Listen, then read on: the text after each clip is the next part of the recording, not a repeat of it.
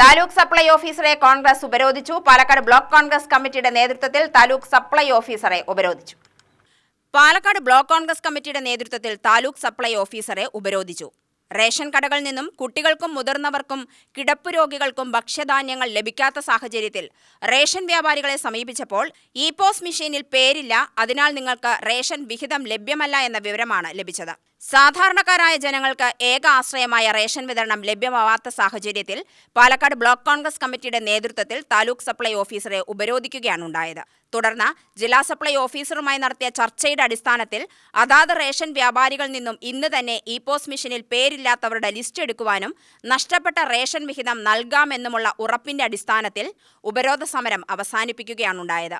സമരത്തിന് block Congress president C V Satheesh, DCC member C Kidar Muhammad, മണ്ഡലം president Ramesh Puthur, നേതാക്കളായ Haridas Machingal, MM Abdulla, C Nikhil, M Prashobh, Sreekumar Namboothiri, Sharif Rahman, V Arumughan, Ummer Farooq, S Shelvan, Usha Palatt, Natarajan Kunnumpuram എന്നിവർ നേതൃത്വം നൽകി.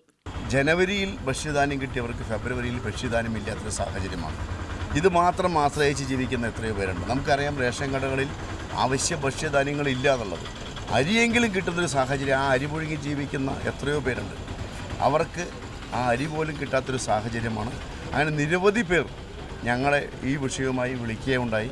അതിൻ്റെ അടിസ്ഥാനത്തിൽ ഞങ്ങൾ താലൂക്ക് സപ്ലൈ ഓഫീസറെ സമീപിച്ചപ്പോൾ അത് ഗവൺമെൻറ് തീരുമാനമാണ്, ഞങ്ങൾക്കൊന്നും ചെയ്യാൻ പറ്റില്ല എന്നാണ് പറഞ്ഞത്. പക്ഷേ ഞങ്ങൾ ശക്തമായ പ്രതിഷേധവും അതുപോലെ തന്നെ സപ്ലൈ ഓഫീസ് പൂട്ടിയിട്ട് പ്രതിഷേധിക്കാൻ ഞങ്ങളൊന്നും തയ്യാറായത്. പക്ഷേ അദ്ദേഹം DSOനെ, ഡിസ്ട്രിക്ട് സപ്ലൈ ഓഫീസറെ വിളിച്ച് അതിനൊരു പരിഹാരം കാണണമെന്ന് ആവശ്യപ്പെട്ടതിൻ്റെ അടിസ്ഥാനത്തിൽ അത് റേഷൻ കടകൾക്ക് ഞങ്ങളുടെ ആവശ്യമായിരുന്നു. റേഷൻ കടയ്ക്ക് നിങ്ങൾ നിർദ്ദേശം കൊടുക്കണം.